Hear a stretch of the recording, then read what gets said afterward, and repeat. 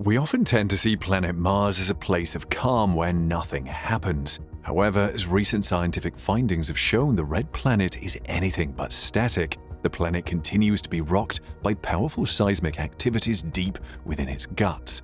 There is no denying the evidence of volcanic activities on Mars, but the big elephant in the room is Olympus Mons. Where did Olympus Mons come from? Olympus Mons on Mars is the solar system's largest volcano. It is one of a dozen large volcanoes in the Tharsis Montis region near the Martian equator, many of which are 10 to 100 times taller than their terrestrial counterparts. Olympus Mons is the tallest of them all, towering 16 miles or 25 kilometers above the surrounding plains, and spanning 374 miles or 601 kilometers, roughly the size of the state of Arizona. In comparison, Hawaii's Mauna Loa, the Earth's tallest volcano, rises 6.3 miles or 10 kilometers above sea level. Olympus Mons has 100 times the volume of Mauna Loa, and the entire Hawaiian island chain from Kauai to Hawaii could fit inside its Martian counterpart. Mount Olympus Mons rises 3 times higher than Mount Everest, which has a peak elevation of 5.5 miles or 8.8 kilometers above sea level. Olympus Mons is a type that scientists call a shield volcano. Shield volcanoes are formed by lava slowly flowing down their sides rather than violently spewing molten material. As a result, the mountain appears low and squat, with an average slope of only 5%. There aren't many impact craters on Olympus Mons' surface when compared to Martian terrain in general. This indicates that the uppermost layer of lava is relatively young, with the most recent eruption occurring only 25 million years ago. This suggests that the volcano is still active and could erupt again in the future. And although it took billions of years to form, some regions of the mountain may only be a few million years old, making them relatively young in the solar system's lifetime. The solar system's tallest volcano may also have rock glaciers and rocky debris frozen in ice. Such glaciers could form as a result of snow and ice deposits above the shield's base. Water ice insulated by surface dust may exist near the volcano's summit.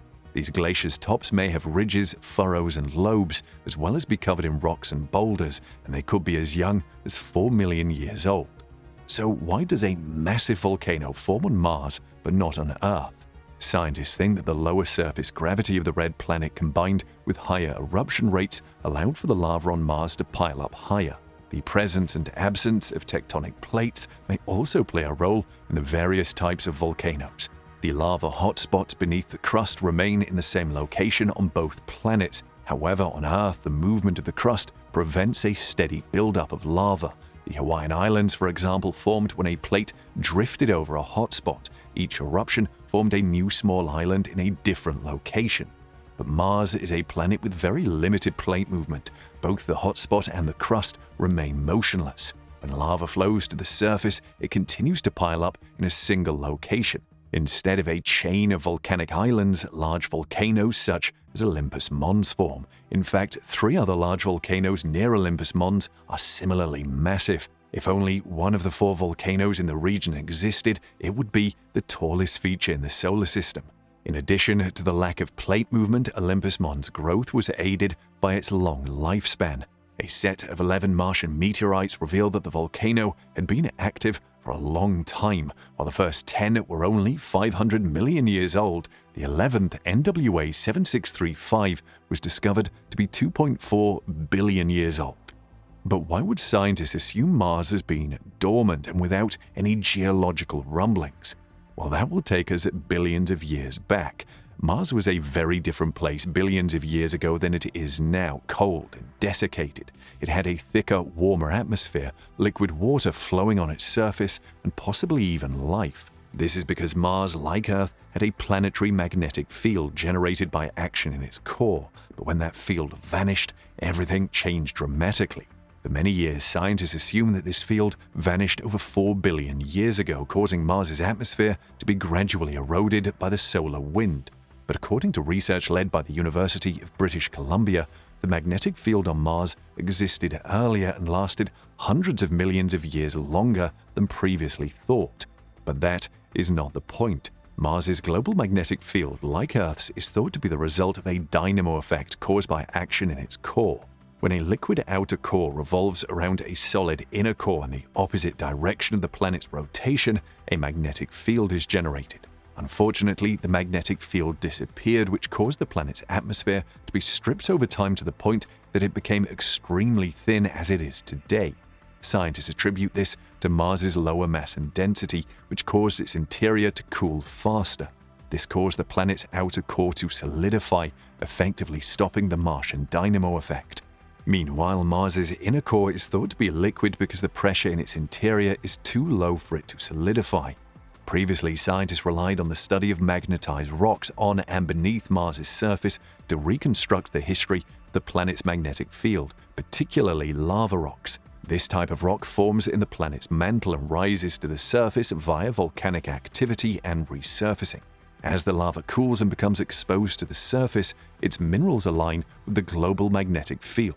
So with the loss of its internal dynamo, scientists believed Mars became a gentle giant, not troubled by any seismic activity.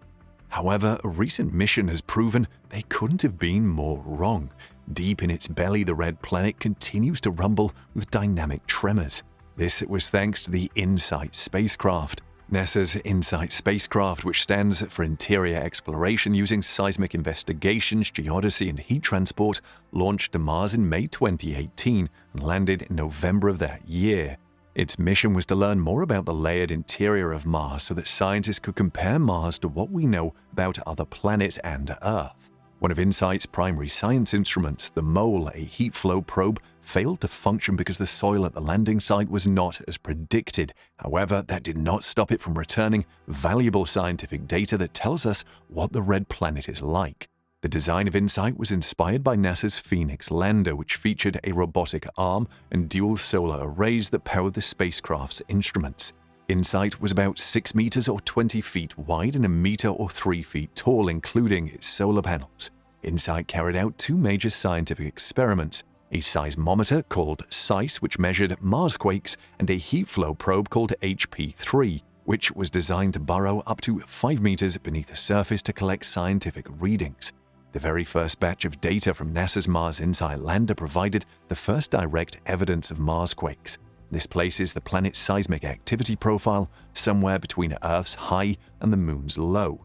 And thanks to that haul of information, a series of papers detailing the newly discovered Mars tremors were published by researchers. It was the first mission focused on taking direct geophysical measurements of any planet other than Earth, giving us our first real understanding of Mars's interior structure and geological processes. The set of data boosted our understanding of how the planet works, its seismicity rate, how active it is, and also where it is active.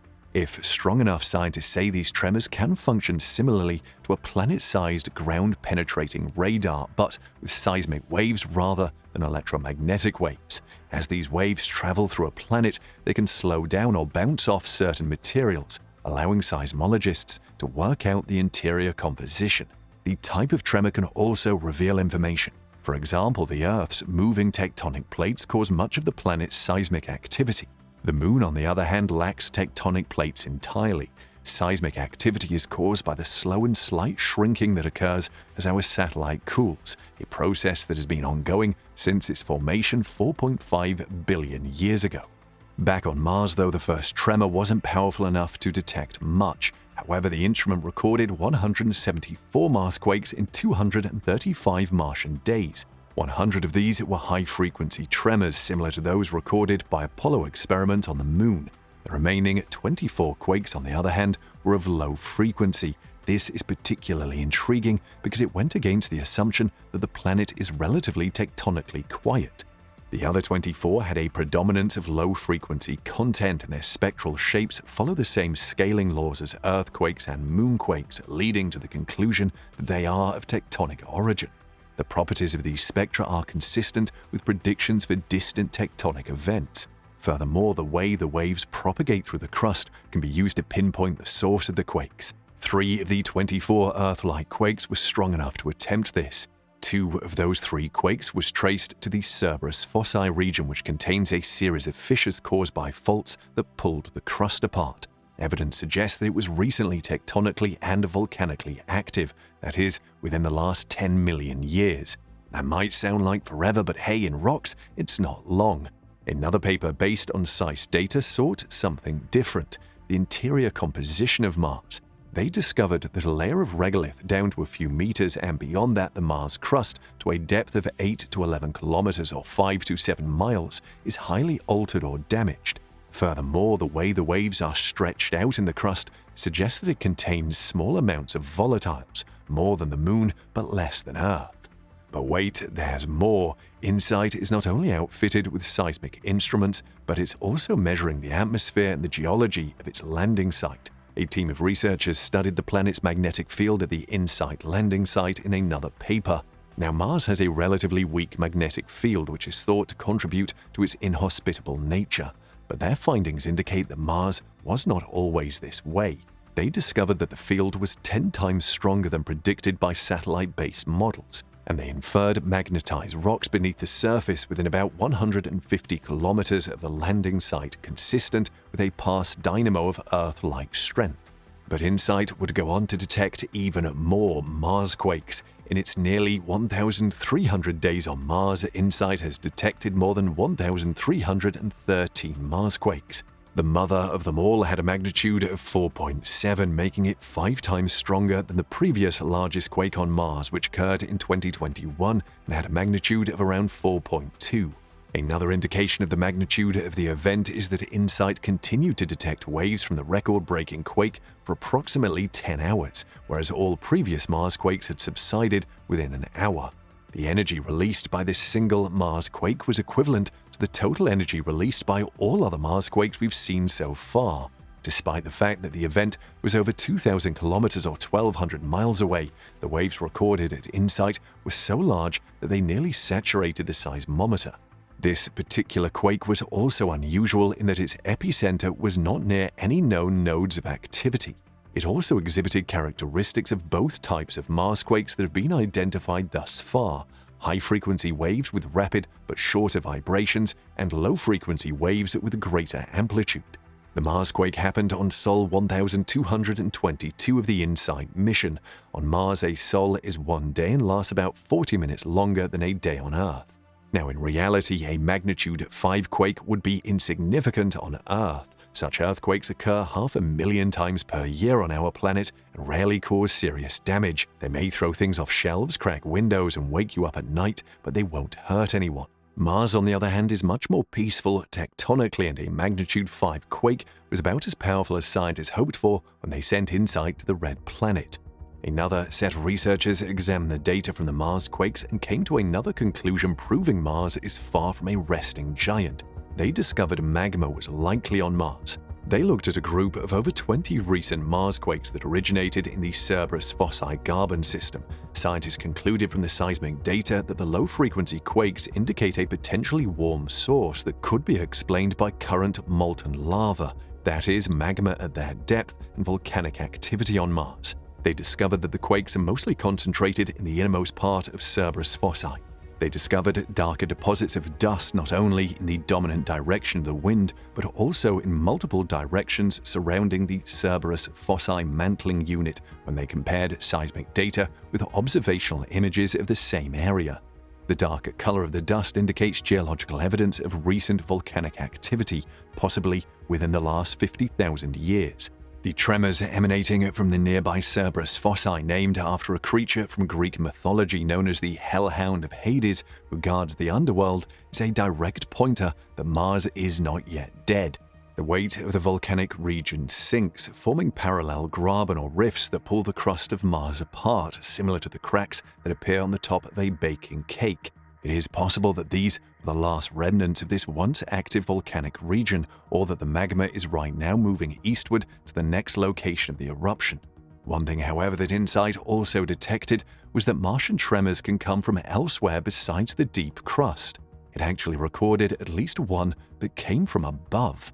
The InSight lander detected a magnitude 4 Marsquake on December 24, 2021, but scientists only discovered the cause later. A meteoroid strike estimated to be one of the largest seen on Mars since NASA began exploring the cosmos.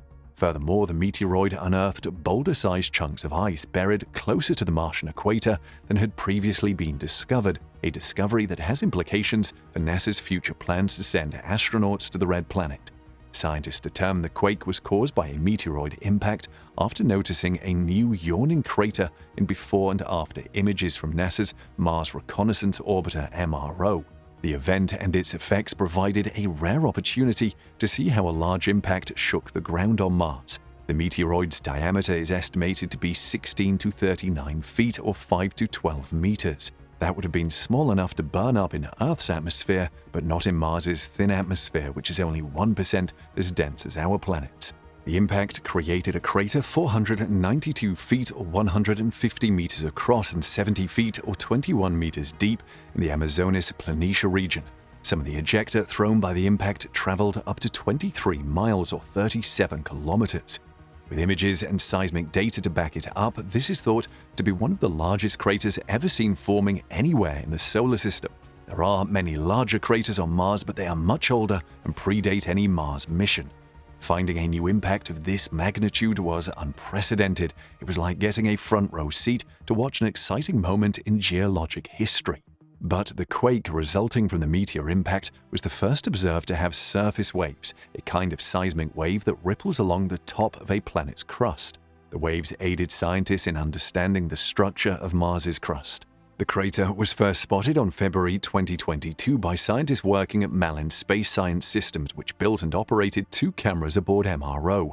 The context camera CTX produces black and white medium-resolution images, whereas the Mars color imager MARSI generates daily maps of the entire planet, allowing scientists to track large-scale weather changes such as the recent regional dust storm, which reduced InSight's solar power even further. The blast zone of the impact was visible in MARSI data, allowing the team to pinpoint a 24-hour period during which the impact occurred. These observations correlated with the seismic epicenter, concluding that the large Marsquake was caused by a meteoroid impact. It is critical to determine the rate at which craters appear on Mars in order to refine the planet's geologic timeline. There are more craters on older surfaces such as Mars and our Moon than on Earth. On our planet, erosion and plate tectonics erase older features from the surface. New craters on Mars also reveal materials beneath the surface. Large chunks of ice scattered by the impact were observed by MRO's high-resolution imaging science experiment color camera in this case. Subsurface ice will be a valuable resource for astronauts who will be able to use it for a variety of purposes, such as drinking water, agriculture, and rocket propellant. Buried ice has never been discovered this close to the Martian equator, which is an appealing location for astronauts because it's the warmest part of Mars. Let's hear what you think of Mars exploration in the comments section below.